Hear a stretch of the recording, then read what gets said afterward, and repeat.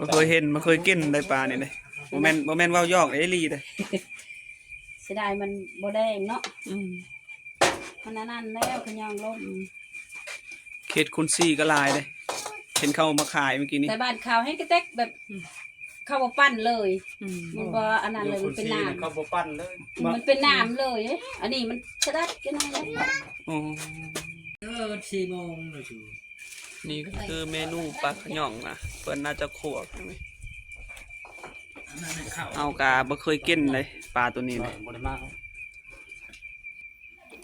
น่าจะแซ่บเลยพี่น้องเอ้ยยังบ่เคยลองตั้งแต่เกิดนี่กาบ่เคยเห็นนี่กาเฮากาอยู่เฮือนของ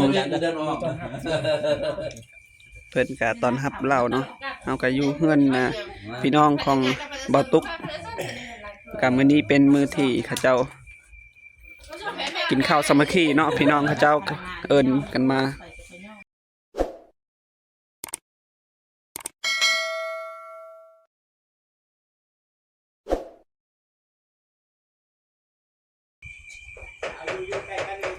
เอาสบายดีทักทายสบายดีพ่อแม่พี่น้องซึ่งวันนี้เฮาก็เดินทางจากบ้านหาเมืองนองเนาะเฮาก็ว่าสิไปเบิ่งเพิ่นสอนปลาขย่องแต่ว่ามัน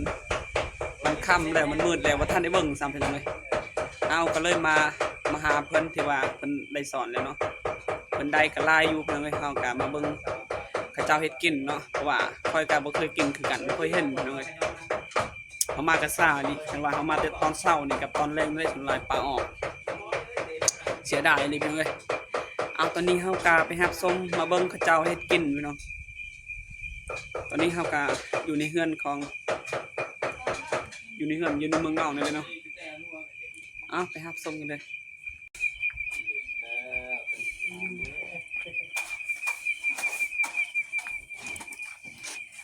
ผมรู้ว่าลงบริกินครับ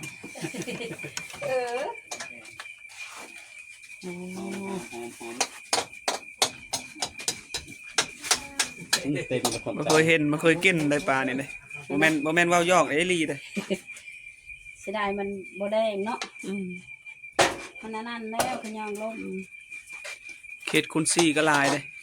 เห็นเขามาขายเมื่อกี้นี้แต่บ้านเขาให้กระเต็กแบบเขาบ่ปั้นเลย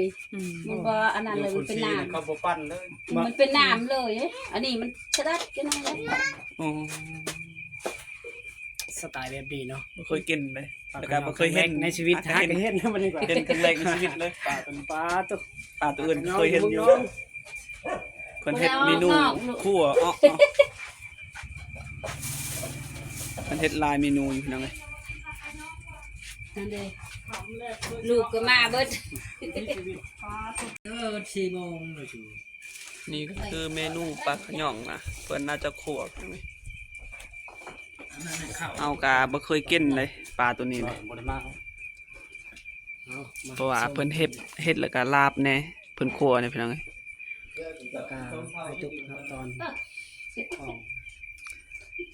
อันนี้ก็คือเฮือนของบ่าวตุกเนาะมันเฮือนปลาของสมอนนะเขาจะมานอนที่บนงานกันกินปลาขย่องที่เมืองนอง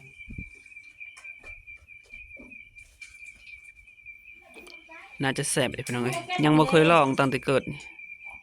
แล้วก็บ่เคยเห็นมันก็จะคล้ายๆกับไข่ป่าเนาะแดงให้ตัวละแดงแล้วเขาน้ำกันกินน้ำกันนะตุ๊ก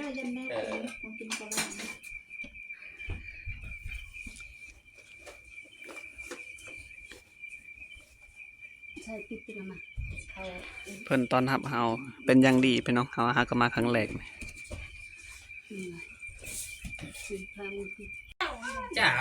นี่ก็เฮาก็อยู่เฮือนของเพิ่นก็ตอนรับเราเนาะเฮาก็อยู่เฮือนพี่น้องของบ่าวตุกก็มื้อนี้เป็นมื้อที่เขาเจ้ากินข้าวสามัคคีเนาะพี่น้องเขาเจ้าเอิ้นกันมาตาคักแล้วตอนนี้เราได้เรานะตอนนี้เฮากะได้กินข้าวกับทีมงานกับพี่น้องของไอ้บ่าวตุกเนาะไปหาก็สิเดินทางกลับบ้านพี่น้องเอ้ย ยังอีกหลายกิโลเมตรเพื่อสิฮอดบ้านตอนนี้ก็เป็นโมงเลยหรือว่า20นาฬิกาพี่น้องเอ้ย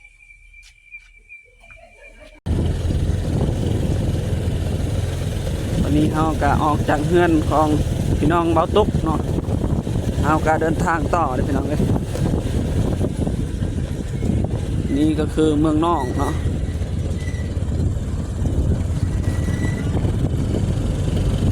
โอ้ว่าสิฮอดเฮือนจักโมงนี่ก็8โมง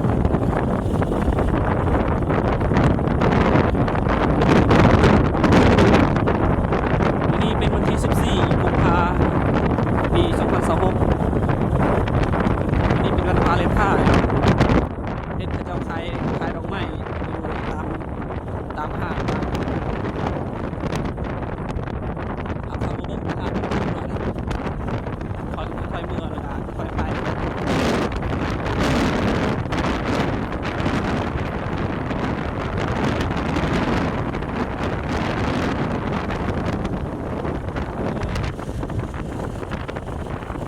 ไปซื้อของบ้านยังบ่าย2โมงเติมเด้อเว้ยใครแน่มื้อนี้ก็คนก็บ่ตกฉะนั้นเอากับเมื่อโอ้ฝนตกเปียกหมดสุดๆ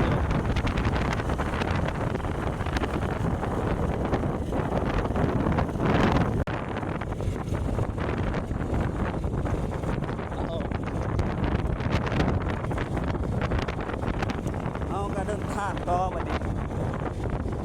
ยังอีกหลายกิโลเมตรเพื่อสิฮอด